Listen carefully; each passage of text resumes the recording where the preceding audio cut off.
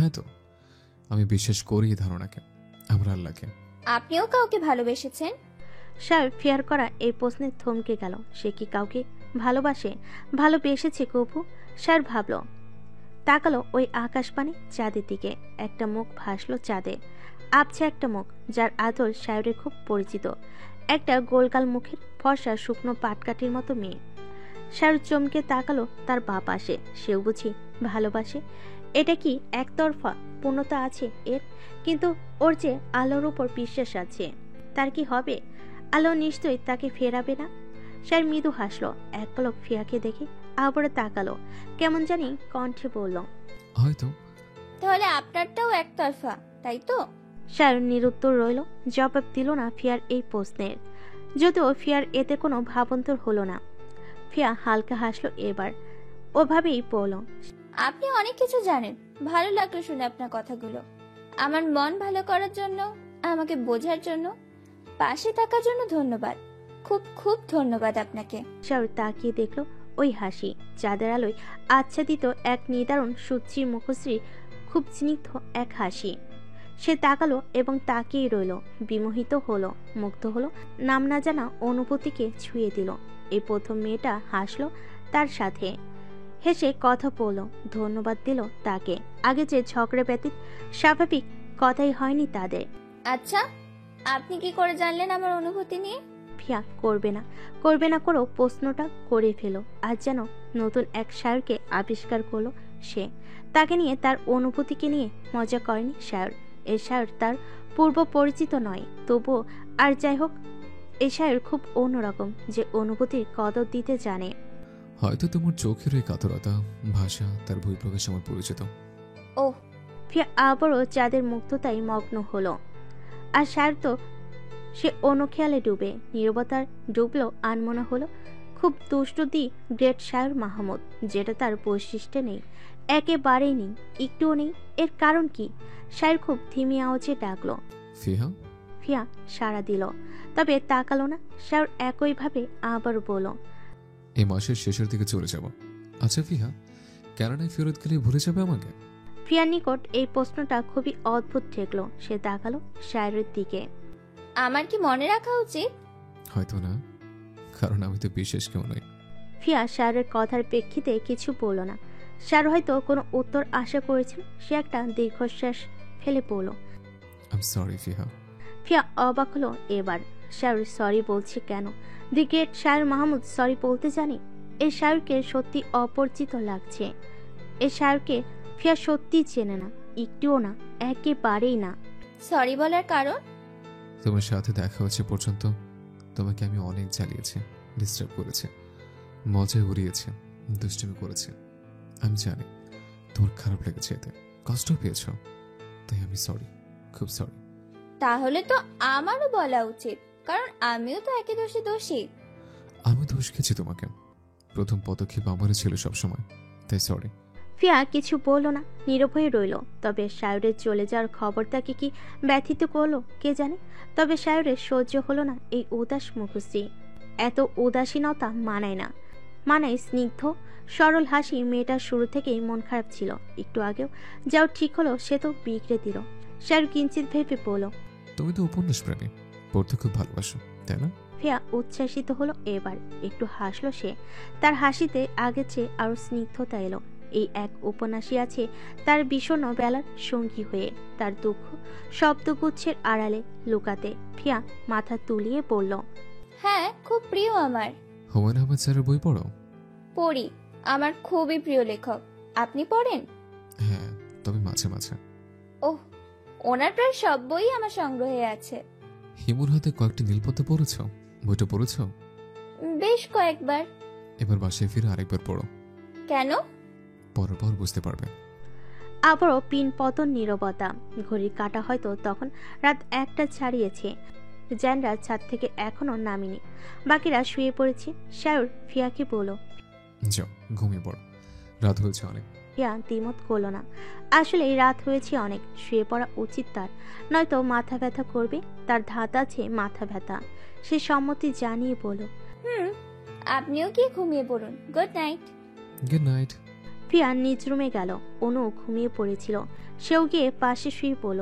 ওই দিন তার ভালো ঘুম না হলেও ঘুম হয়েছিল।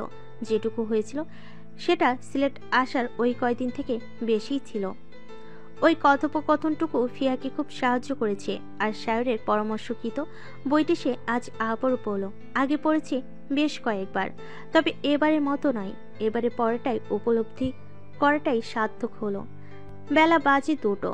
রাজন কিছু কাগজপত্র সাইন করাতে এসেছে। নির্ধারিত কক্ষে দরজা বন্ধ, অন্য সময় হাট করে খোলা থাকে। তাই অবাক হলো, এটাকে পাত্তা দিল না রাজন, কারণ কাজটা জরুরি। যে প্রবেশ করবে অমনি বাধা দেয় মিহান। দরজার বাঁ পাশে দেওয়াল ঘেঁষে দাঁড়িয়ে আছে সে। ফিসফিসে রাজনকে বলে, পরে আসিস, ভাইয়ের মাথা গরম এখন, গেলে জেলে দেবে। রাজন মিহানের কথাটা হেসে উড়িয়ে দিল। ভাই কিনা ঝেড়ে দেবে, এটা আদৌ বিশ্বাসযোগ্য? ভাই তাদের গম্ভীর মুখে হলো, তাদের সাথে বেশ সাবলীল, হয়তো ধাপ্পা মারে এই মিহান্নে। আরে ধুর, ভাই আমাদের তেমন নাকি? সে তো আমিও জানি, কিন্তু আজ ব্যাপারটা অন্যরকম ঠেকছে। ভাই কোনো কারণে চিন্তিত, কিন্তু কাজটা যে জরুরি। যেতে মানা করছে, আমাকেও বের করে দিছে, আর কাউকে যেতে মানা করেছে এখন। কিন্তু কে শোনে এই ধাপ্পা মিহান্নের কথা? রাজন মিহানকে ঠেলে কক্ষের দরজা খুলে প্রবেশ করলো। অমনি শোনা গেল কাঙ্ক্ষিত অথচ বেশ গুরুগম্ভীর এক পৌশালী স্বর। তোকে কি বলছিলাম আমি মেহান? পার্টি অফিসে কপালে দুহাত মুষ্টিবদ্ধ করে ঠেকিয়ে বসেছিল তাসফিক। আজ মুড তার খুবই খারাপ।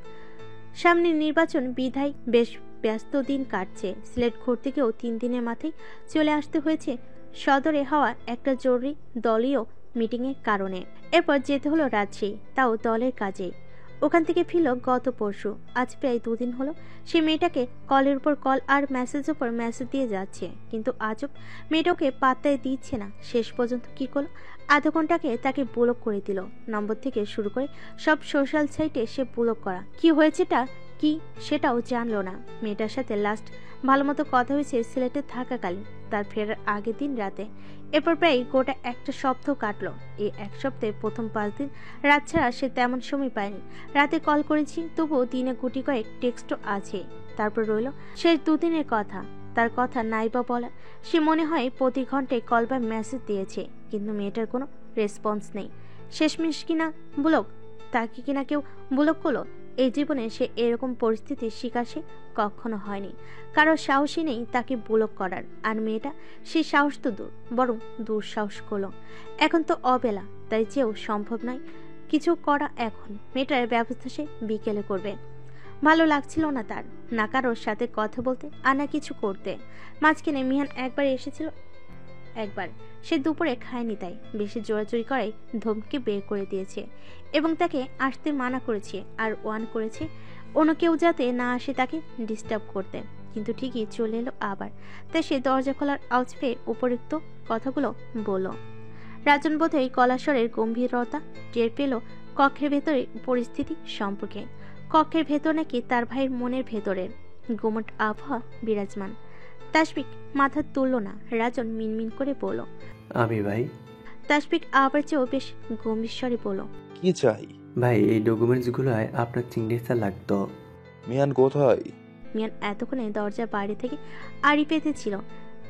সে ধারণাই করেছিল আজ ভাইয়ের হাতে চাপকানি খাবে, তার ডাকি আগে পড়বে। তাই হলো, সে তড়িঘড়ি করে ভেতরে ঢুকে পড়ল। ভাই, বিশ্বাস করেন, আমার দোষ নেই এতে। আমি মানা করছি ওই রাজন্যাকে না আসতে, শালা শোনে নাই আমার কথা। তাসফিকের বিরক্ত লাগছে সব, রাগ উঠছে, কিন্তু কার উপর সে জানে না। বোধহয় নিজের উপরই বেশি। সে রাগান্বিত স্বরে চেঁচিয়ে বলল, বের হ দুটোই রুম থেকে। মিহান রাজন দুজনই আটকে উঠল তাসফিকের এহেন ধমকে। তার নিশ্চয়ই ভাইয়ের মাথায় ঠাটা পড়েছে। বের হতে বলছি, এই সুযোগে বের হয়ে যাওয়াই উত্তর সিদ্ধান্ত। তাই দুজনেই জি ভাই বলে পিছু হলো। তার বের হওয়ার আগে তাসফিক কি মনে করে বলে উঠল, রাজন, ডকুমেন্টস গুলো রেখে দাও। রাজনকে ডেকেছে, মিহানকে নয়। তাই মিহান রাজনকে রেখে দৌড় দিয়ে বের হয়ে গেল এক প্রকার। রাজর ভয়ে ভয়ে ডকুমেন্টগুলো টেবিলের উপর তাসফিকের সামনে রাখলো, কিন্তু এ তো তাসফিকের ভাবান্তর নেই। রাজন, আসছি ভাই বলে দরজাটা ভেজে দিয়ে চলে গেল। দেখে নেবে সে মিহান নেকে, তাকে একা রেখে চলে গেছে। রাজন যেতে তাসফিক মাথা তুলো, ডকুমেন্টগুলো উল্টে পাল্টে দেখে সাইন করতে করতে কিছু একটা ভাবলো। পরক্ষণে নিজের পকেট হাতে বের করলো সূক্ষ্ম কারুকার্য খচিত সেই শুভ্র রুমালটি। নাকের সামনে ধরে নিঃশ্বাস টানলো, তারপর ভাঁজ খুলে সেটা আরেকবার ভাঁজ করলো, আবারও চোখের সামনে ধরে বাঁকা হেসে বলল, মেয়ে, তুমি দেখছি আমার চরিত্রে দাগ লাগিয়ে ছাড়বে। তবে যাই করো না কেন, এই তাসফিক ওয়াসিম থেকে ছাড় পাবে না। পুষ্পকুঞ্জ আশ্রম, পুষ্পে নাই স্নিগ্ধ কোমল আশ্রমে বড় হওয়া প্রতিটা বাচ্চা। এটা একটা অনাথ আশ্রম, অবহেলিত বাচ্চাদের আবাস। অনু এই অনাথ আশ্রমে পড়াচ্ছে গত 3টে মাস ধরে। 3য় বর্ষের পরীক্ষা শেষ হওয়ার পরপরই এখানে পড়ানো শুরু করেছিল, যদিও খুব শীঘ্রই 4র্থ বর্ষের ক্লাস শুরু হয়ে যাবে। তাই নিজের সময় করে সে বিকেলেই পড়ায় এখানে। ভালোই লাগে তার বাচ্চাদের সাথে সময় কাটাতে, তাদের পড়াতে। বাড়ির পর অনুর যদি আর কোনো প্রিয় জায়গা থাকে সেটা হলো এই আশ্রম। পরীক্ষার পর হাতে বেশ ফাঁকা সময় ছিল, একা একা ভালো লাগতো না। বিদেশে টিউশন করাতে চেয়েছিল, কিন্তু আবির করতে দেয়নি। আল্লাহর রহমতে তাদের যা আছে যথেষ্ট। অন্তত বোনকে কষ্ট করে টিউশন করতে হবে না। কিন্তু কে বোঝাবে তাকে যে এটা টাকার জন্য নয়, শখের বশে সময় কাটাতে করতে চাওয়া। পরবর্তীতে সেই আশ্রমটার খোঁজ পায় তাদের বাড়ির হেল্পিং হ্যান্ড থেকে। ওনার স্বামী আশ্রমে কেয়ারটেকার। ওনার দ্বারা জানতে পারেন এত বাচ্চারা সরকারি স্কুলে পড়তে পারলো, ভালো টিউটরের অভাবে মেধা থাকা সত্ত্বেও পিছিয়ে পড়েছে। আর আশ্রম কর্তৃপক্ষেরও এত টাকা কোথায় যে এত বাচ্চার খাওয়া পড়ার খরচের পর টিউটরের খরচ দিবে। সব কিছু শুনে অনু নিজ দায়িত্বে তাদের পড়াচ্ছে বিনা পারিশ্রমিকে। বিকেলে নিজের ঘন্টা 2 সময় সে এখানে ব্যয় করে। এতে আবিরের অবশ্য আপত্তি নেই। অনাথ বাচ্চাদের সাহায্য করছে তার বোন, সুন্নতের কাজ করছে, সে বাধা দেওয়ার কে? ঘড়ির কাঁটা 6-এর ঘর পেরিয়েছে। আরো মিনিট 20 আগে। গত আধা ঘন্টা ধরে গাড়ি নিয়ে অপেক্ষা করছে তাসফিক। পুষ্পকুঞ্জ আশ্রম এর একটু দূরে, এতক্ষণ তো লাগার কথা নয়। অনু 6টার পরপরই বের হয়, হয়তো মিনিট 5 বা 10 এদিক ওদিক হয়, তাই বলে 20 মিনিট। তবে মেয়েটা কি আজ এলো না? আসারই তো কথা। তাসফিকের অস্থির অস্থির লাগছে। সে একবার চোখ রাখে হাতে পড়া রিস্ট ওয়াচের, আরেকবার রাখে অনতি দূরে ওই আশ্রমের গেটে। তবে সে কি চলে যাবে? কিন্তু মেয়েটাকে না দেখা অবধি, তার সাথে কথা না বলা অবধি যে সে শান্তি পাবে না। কি করবে সে? নাকি ভেতরে গিয়ে দেখে আসবে? কিন্তু অনু যদি তাকে দেখে সবার সামনে রিয়াক্ট করে, আর তাছাড়া সবাই কম বেশি তাকে চিনে। সে আসন্ন নির্বাচনে মেয়ের পদপ্রার্থী। হুটহাট তো যেখানে সেখানে এভাবে ঢুকতে পারবে না সে। কি করা যায়? আচ্ছা, আধা ঘন্টা যেহেতু সময় অপেক্ষা করেছে, আর একটু অপেক্ষা করাই যায়। এটা ভেবে সে নিজের মনকে একটু শান্ত করার চেষ্টা করলো। কিন্তু মন কি আর শান্ত হয়? সে যে চাতকের নাই অপেক্ষমান মেয়েটাকে এক পলক দেখার জন্য। অনু বের হলো ঠিক তবে তখন অলরেডি 6:30 পেরিয়ে গেছে। আকাশ তখন গোধূলি খেলা, ঠিক সন্ধ্যের আগ মুহূর্ত। সে 6টার মধ্যে বেরিয়ে যায়। তাছাড়া বাসায় যেতেও সময় লাগে 15 থেকে 20 মিনিট। আজ একটা বাচ্চার জন্মদিন ছিল বলে দেরি হয়ে গেল। তারা তাদের অনু আপিকে ছাড়া উদযাপন করবে না, তাই অগত্যা অনুর উপস্থিতি এই সময়ে কেক কাটলো বাচ্চারা। তাসফিক হাল ছেড়ে দিয়েছিল। সে শেষ পর্যন্ত ভেবেই নিয়েছিল অনু আজ আসেনি। গাড়িটা স্টার্ট করবে তার আগে শেষবারের মতো তাকালো আশ্রমের গেটে। আর তাকানোতেই তার মরণ হলো যেন। তার আঁকিতে ধরা দিল এক শুভ্র পরী।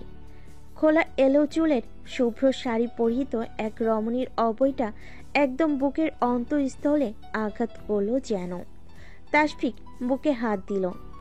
সে এই সাজে আরো অনেক রমণী দেখেছে, তবে এই রমণীর সামনে তারা কিছুই না। সকলেই বিবর্ণ ফিকে। এই সাধারণ সাজে এই রমণীকে অসাধারণ ঠেকলো তাসফিকের চোখে। কিছু বাচ্চা এগিয়ে দিতে এসেছিল অনুকে। অনু গেট অব্দি বাচ্চাদের সাথে নিয়ে ভিতরে চলে যেতে বলল। বাচ্চারাও মেনে নিল। হাত নেড়ে বিদায় জানালো তাদের প্রিয় অনু আপিকে। অনু হাত নেড়ে বিদায় দিল নিষ্পাপ বাচ্চাগুলোকে। অনু বিদায় দিয়ে এগুলো মেন রোডের দিকে। ওখান থেকে রিক্সা নেবে, মিনিট 2 হাঁটতে হবে। অনু চোখ রাস্তায় নামিয়ে রেখে হাঁটা হলো। একটু পরেই তার পথ আটকে দাঁড়ালো এক জোড়া পা। পরনে লেদারের শু আর সাদা ধবধবে পায়জামা পাঞ্জাবি। এভাবে পথ আটকে দাঁড়ানোর দরুন অনু ভুরু কুচকে উপরে তাকালো। দৃশ্যমান হলো তার সামনে তাসফিকের শান্ত সৌম্য অবয়ী অথচ কিঞ্চিত ধারালো চোয়াল। আজ প্রায় 7 দিন পর সামনাসামনি দেখা। উভয়ই কোনো কথা বলল না, অনিমেষ চেয়ে রইল একে অপরের দিকে। সেকেন্ড 10 অতিবাহিত হতেই অনু স্বয়ংবিদ ফিরল। হুট করে রাগ লাগলো ওর লোকটার দেখে, কিন্তু সে ঠিক করেছিল কথা বলবে না লোকটার সাথে, তাই পাশ কাটিয়ে এগিয়ে যেতে নাই। কিন্তু তা তাসফিক হতে দিলে তো আটকে নেয় অনুকে। তার বৃহৎ হাতের ভাঁজি অনুর বা হাতটা শব্দর্পণে লুকিয়ে নেয়। অনু কিঞ্চিত চমকায়, পরক্ষণে হাত ছাড়াতে জোরে জোরে শুরু করে দেয়। ওভাবে কিঞ্চিত রাগত স্বরে বলে, হাত ছাড়ুন, এভাবে হাত ধরেছেন কেন? কিন্তু তাসফিক শুনলে তো সে আগের চেয়েও আরো শক্ত করে মুঠোবন্দি করলো অনুর হাতটা। তাসফিকের ওই পুরুষালী শক্তির কাছে অনুশক্তি নিহাতি তুচ্ছ, তবু সে জোর দমে চেষ্টা চালিয়ে গেল। এক প্রকার ধস্তাধস্তি করতে করতে অনু আবারও বলল, কি সমস্যা আপনার? আমার কোনো সমস্যা নেই, বরং আমি জানতে চাইছি তোমার কি সমস্যা। অত্যন্ত বরফ শীতল সেই কণ্ঠ। এই কণ্ঠ অনুর পরিচিত নয়, অন্তত এই কণ্ঠে অনুর সাথে কখনোই কথা বলেনি তাসফিক। তাসফিক আগের চেয়েও যেন শীতল কণ্ঠে ফের বলল, বলো, আনসার মি, কি সমস্যা তোমার? কেন এড়িয়ে চলছো আমাকে এভাবে? হুট করেই যেন অনুর বলতি বন্ধ হয়ে গেল। আসলেই তো তার কি সমস্যা, সে ঠিক কি কারণে তাসফিককে এড়িয়ে চলছে। অনু এক পলক তাসফিকের দিকে তাকালো। সে তারই দিকে প্রশ্নাত্মক দৃষ্টিতে চেয়ে আছে। অনু মৌন রইল। কি বলবে সে? এই প্রশ্নের সঠিক গোছালো কোনো উত্তর যে নেই তার কাছে। তার চেয়ে কিছু না বলাই বরং ভালো। তাসফিক একটা দীর্ঘশ্বাস ফেল। মেয়েটার সাথে কথা বলা প্রয়োজন, একাকী কোনো খোলামেলা জায়গায় এভাবে এড়িয়ে চলে। সমস্যা কি তা না জেনে সে মেয়েটাকে একা ছেড়ে দিতে পারে না। কিছু একান্ত সময়, একান্ত মুহূর্ত প্রয়োজন। এসব ভেবে পরপর কয়েকটা জোরালো শ্বাস ফেলে মুঠোয় রাখা অনুর হাতটাকে আরো ভালোভাবে আঁকড়ে ধরে বলল, চলো। অনু হক চোকালো। চলো মানে? কোথায় যাবে সে? তাও তাসফিকের সাথে? না, সে যাবে না। কেন যাবে সে? তার সাথে যাওয়ার মতো কোনো সম্পর্ক কি তার রয়েছে? একদমই নেই। তাই সে যাবে না। গো ধরে পা শক্ত করে ঠাই দাঁড়িয়ে রইল। তাসফিক এগিয়ে গেল এক কদম, কিন্তু তার হাতের মুঠোয় বন্দি হাতের মালিক এখনো থেমে সেই জায়গায় ছিল, সেখানে এখনো স্থির হয়ে দাঁড়িয়ে। তাসফিকের ভুরু কুঁচকে এলো। মেয়েটা বেশ অবাধ্যতা করছে। তারই ভুল এতে। উচিত হয়নি তার শুরু থেকে এই মেয়ের সাথে নরম কোমল ব্যবহার করা। এতে মেয়েটা পেয়ে বসেছে, হালকাভাবে নিয়েছে তাসফিককে। কিন্তু মেয়েটার ভুল ভাঙানো উচিত, তাকে চিনিয়ে দেওয়া উচিত তাসফিকের আসল রূপ, বুঝিয়ে দেওয়া উচিত তাসফিকের সকল ছোট বড় বৈশিষ্ট্য। কি হলো, যেতে বলেছি না আমি? কেন শুনবো আপনার কথা? আমি যাব না। আমি মিনমিন করে কথাগুলো বলে অনু তার দৃষ্টি লুকালো। আজ অজানা কারণে কেন জানি তার ভয় লাগছে তাসফিককে। এমনটা আগে কখনো লাগেনি, এমনকি একটু আগেও না। যখন থেকে সে তাসফিকের জলদ গম্ভীর কণ্ঠস্বরটা শুনেছে, তখন থেকে তার এমনটা লাগছে, ভয় ভয় অনুভূত হচ্ছে। যাবে না মানে? চলো আমার সাথে এক্ষুনি। বলে হাত ধরে টানলো তাসফিক, কিন্তু অনু অনড়। সে নড়ছেই না। তাসফিকের রাগ উঠছে, কিন্তু সে এই মাঝ রাস্তায় রিয়াক্ট করতে চাইছে না। তার একটা রেপুটেশন আছে, আর মেয়েটারও। সে নিজের চেয়ে বেশি চিন্তা করছে এই মেয়েটাকে নিয়ে। তার সম্মানহানির চেয়েও বেশ সম্মানহানি হবে এই মেয়েটার, কারণ তাসফিক পুরুষ আর সে একজন নারী। নারীদের দোষগুণ বেশি বিচার করা হয় সমাজে। পুরুষেরা বড় অন্যায় করেও প্রায় সময় পার পেয়ে যায়, কারণ সে পুরুষ, কোনো নারী নয়। কি আহমক মেয়েটা! তাসফিক কি পারতো না বল প্রয়োগ করে টেনে হিসড়ে তাকে গাড়িতে তুলতে? অবশ্যই পারত, তার সেই ক্ষমতা আছে। বরং মেয়েটারই তাসফিককে আটকানোর ক্ষমতা নেই। কিন্তু তাসফিক এমন করছে না কেন? মেয়েটার জন্যই তো। তাকে অসম্মানিত করতে চাইছে না সে, কারোর দ্বারা অসম্মানিত হোক দেখতে চায় না সে। অন্তত সে বেঁচে থাকতে, তার জীবন দশায় সে অনুকে তার দ্বারা বা তার সম্মুখে কখনোই অসম্মানিত হতে দেবে না। অনুর ইচ্ছে করছে না যেতে, তার উপর লোকটা শুরু করেছে টানাটানি। অতিষ্ঠ হয়ে অনু আবারও মিনমিন করে অস্পষ্ট স্বরে উচ্চারণ করলো, হাত ধরে মাঝ রাস্তায় টানাটানি করছেন কেন? এটা অসভ্যতার পর্যায়ে পড়ছে। পরপর বলা এই দুটো বাক্য শুনে তাসফিকের কপালে ভাঁজ পড়ল। তাসফিক মাঝ রাস্তায় হাত ধরে টানাটানি করছে মানে, আর এটা অসভ্যতার পর্যায়ে পড়ছে মানে, সে অনুর সাথে এই মাঝ রাস্তায় অসভ্যতা করছে? এটা বলতে পারলো অনু যে তাসফিক অনুর সাথে অসভ্যতা করছে? তাসফিক ক্ষীণ অথচ স্পষ্ট কণ্ঠে বলল, হাত ধরে টানাটানি করছি মানে? আর অসভ্যতার কথা কি বলছো তুমি? তোমার কি আমাকে রোড সাইড রোমিও মনে হচ্ছে?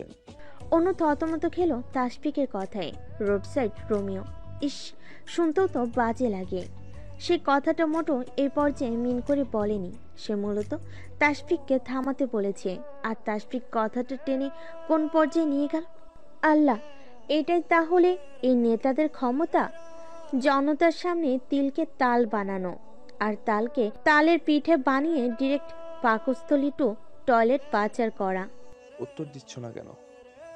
আসলে অনুকে বলতে না দিয়ে তাসফিক বলল, এটা মাঝ রাস্তা, আমিও জানি, তাই শুধু হাত ধরে টানাটানি অবধি সীমাবদ্ধ রেখেছি। নয়তো আমি কি পারতাম না জোরপূর্বক বল প্রয়োগ করে টেনে হিঁচড়ে তোমাকে গাড়িতে তুলতে?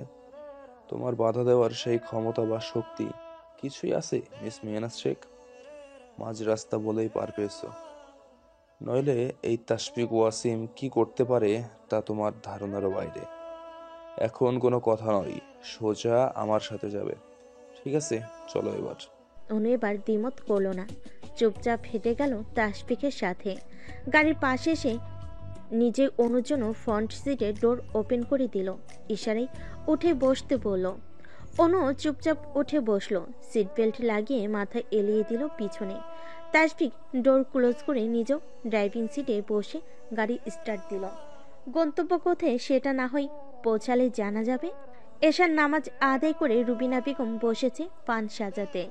দিনে হুটহাট বেলায় অবেলায় পান খাওয়া তার অভ্যাস নাকি বদ অভ্যাস সে জানে না। সে শুধু জানে সুগন্ধি জর্দা দিয়ে পান না খেলে তার চলবে না। দাদিন আসবো? আরে আরে নীলাদ্রি দাদু ভাই যে, আয় আয়। জান দরজার ওখান থেকে হেঁটে এসে বিছানায় রুবিনা বেগমের গা ঘেঁষে বসলো। রুবিনা বেগম টুক করে পান মুখে দিয়ে বলল, তা এতক্ষণে আমার কথা মনে পড়লো বুঝি?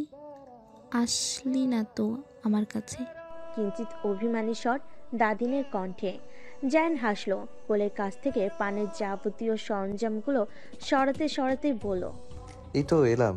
বাহ, রাগ হয়েছে বুঝি আমার দাদিনের? কি জানি বাপু, বুড়ো বুড়িদের এত রাগ করতে আছে নাকি? যেমন রাখবি তেমনই থাকবো। জান আবার হাসলো রুবিনার কথায়। সবাই বলে তার দাদিন খ্যাক খ্যাক করে, অথচ তার দাদিন কত সুইট, কত মিষ্টি করে কথা বলে, এটা কেউ দেখেই না। জান রুবিনা বেগমের কোলে আয়েশ করে মাথা দিয়ে শুয়ে বলল, একটা কথা বলতে এসেছি দাদিন। আমিও তো ভাবি, নাতির আমার হুট করে দাদিনের কথা মনে পড়লো এই সময়ে। জান কিছুটা সিরিয়াস হয়ে বলল, কথাটা জরুরি দাদিন, খুবই গুরুত্বপূর্ণ। জানের সিরিয়াস ভাব দেখে রুবিনা বেগম একটু সিরিয়াস হলেন। রয়ে শুয়ে পান চিবোতে চিবোতে শুধালেন, কি দাদু ভাই? জান আসলে তার এবং মোহনার ব্যাপারে দাদিনকে জানিয়ে রাখতে চাই। খুব শীঘ্রই সে এই সম্পর্কের হালাল পরিণতি চাই, কারণ তার পক্ষে মোহনা থেকে দূরে থাকার সম্ভব নয়। এই কারণেই এই পদক্ষেপ। পরবর্তীতে যা করার দাদিনী করবে। জান এবার আমতা আমতা করে বলল, আসলে না দাদিন, আমার একজনকে খুব পছন্দ, একটু নয় খুব বেশি। সহজ কথায় ভালোবাসি তাকে। বিস্ময়ে হাঁ হয়ে গেল রুবিনার মুখ। কি বলছে তার নাতি? একটা মেয়েকে পছন্দ করে একটু না, তাও আবার খুব বেশি? সহজ কথায় বলতে গেলে ভালোবাসে। বাহ, তার নাতির দেখি উন্নতি হয়েছে। কিন্তু কে সেই ভাগ্যবতী যার জন্য তার বছর 29-এর নাতির হৃদয়ে 15-এর পুষ্প ফুটেছে? নিঃসন্দেহে ভাগ্যবতী সে রমণী, যে জাদুশক্তি বা বিশেষ ক্ষমতার অধিকারী। না হলে কি আর তার শক্ত খোলসের নাতিকে নাড়িয়ে দেয়? আচ্ছা, সে কোনো বিদেশি সাদা চামড়ার অধিকারিণী নয় তো? ও আল্লাহ, এমন হলে তো সর্বনাশ। সে তো তার নাতির জন্য বাঙালি নাতবউ চায়। কিন্তু অসম্ভব তো কিচ্ছু নয়। প্রায় 8 বছর যান কানাডায় থেকেছে, অনেক লম্বা সময়। এর মাঝে কাউকে ভালোবেসে ফেলতেই পারে, অস্বাভাবিক কিছু নয়। কিন্তু সেই বিদেশি কি খানবাড়ির নাতবউ হওয়ার যোগ্যতা রাখে? রুবিনা বেগম নির্দিষ্ট পাত্রে পানের পিক ফেলে বললেন, ঝেড়ে কাশ তো দেখি, কবে থেকে এসব চলছে? জানের নিকট দাদিনের কণ্ঠটা কিঞ্চিত গম্ভীর শোনালো। সে তৎক্ষণাৎ উঠে বসলো, তারপর দাদিনের দিকে চেয়ে বলল, আমি কানাডা থেকে আসার পরপরই সেদিনই তাকে প্রথম দেখেছি। এটা শুনে রুবিনা বেগম স্বস্তির নিঃশ্বাস ফেললেন। যাক, মেয়ে তাহলে এই দেশের বাঙালি মেয়েই পছন্দ করেছে তার নাতি, কোনো কানাডিয়ান বিদেশিনীকে নয়। জ্যান বলতে লাগলো, আমি এসেছি প্রায় 6 মাস হয়েছে দাদিন। এর মাঝেই সবকিছু। যদিও আপাত দৃষ্টিতে সময়টা কম, কিন্তু আমার অনুভূতি তার প্রতি এক বিন্দুও কম নয়। রুবিনা এবার ঠোঁটের ভাঁজে খানিক হাসি ফুটিয়ে বলল, বাহ, নাতি আমার ভালোই ফেসেছে দেখি তার বিহনে। তা কে সেই ভাগ্যবতী? দাদিনের কথায় জ্যান বুঝতে পারল দাদিন খুব একটা রাগ করেনি, বরং ইতিবাচক সম্মতি আছে তার দাদিনের। তার ঠোঁটেও হাসির রেখা ফুটিয়ে সে বলল, তুমি চেনো তাকে দাদিন? তোমার খুব খুব পরিচিত সে। রুবিনা অবাক হয়ে বলেন, আমি চিনি তাকে? হ্যাঁ তো। আমাদের পরিচিত বা আত্মীয় স্বজনের মাঝে কেউ? যদি বলি এই খান বাড়িরই মেয়ে। এই বাড়ির মেয়ে? রুবিনা খানিক থমকালো। এই বাড়ির মেয়ে বলতে বর্তমানে তার 2টো নাতনি তো আছে, আর খানবাড়ির মেয়ে যেহেতু বলেছি, তাহলে আরও অন্য এই হিসেবে নেই। তার ছেলে ঘরের নাতনিদের মাঝে কাউকে তার দাদুভাই ভালোবাসে। হ্যাঁ, তাই রুবিনা খুশি হলো মনে মনে। যাক, এই বাড়ির মেয়েরা যেমনই হোক, তিনি ছোট থেকে নিজের হাতে বড় করেছেন। আর এই বাড়ির ছেলেদের সাথে বিয়ে হলে তাদেরও আর পরের বাড়ি যেতে হবে না। আর তাছাড়া তাদের চেয়ে বাড়ির যোগ্য বউ আর কেউ হতেও পারবে না বোধহয়। কিন্তু রুবিনা বেগম আর জিজ্ঞেস করলেন না 2টো নাতনির মাঝে জ্যান কাকে ভালোবাসে।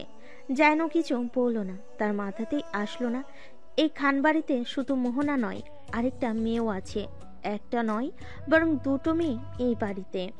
জ্যান আবারও গা এলিয়ে দিল রুবিনা বেগমের কোলে। তৎক্ষণ মুহিত ছুটে এলো রুমে। তাকে হাঁপাতে দেখে জ্যান জিজ্ঞেস করলো, কি হয়েছে চ্যাম্প? হাঁপাচ্ছিস কেন? মুহিত হাঁপাতে হাঁপাতে অস্থির কণ্ঠে বলে, বড় ভাইয়া, আব্বু ফোন করেছে একটু আগে। বড় আব্বুকে হাসপাতালে নিয়ে গেছে অফিস থেকে। সালটা তখন 2016। জায়ন তখন সদ্য 21 পেরিয়ে 22 বছরে পদার্পণ করা তাগড়া এক যুবক। স্বভাবটা ছিল সেরকমই তখন। এখনকার গম্ভীরতার ছিটে ফোটাও ছিল না তার মাঝে। সদা হাস্যোজ্জ্বল প্রাণোজ্জ্বল এক যুবক।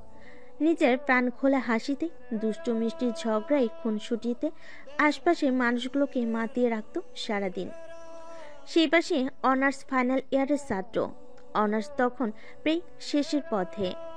ফাইনাল ইয়ারের এক্সামের আগে একটা টেস্ট এক্সাম ছিল, ওটাই বেশ গুরুত্বপূর্ণ। আর 2 দিন পর থেকে এক্সাম শুরু হবে। জায়ন তখন ওটার প্রিপারেশন নিচ্ছিল।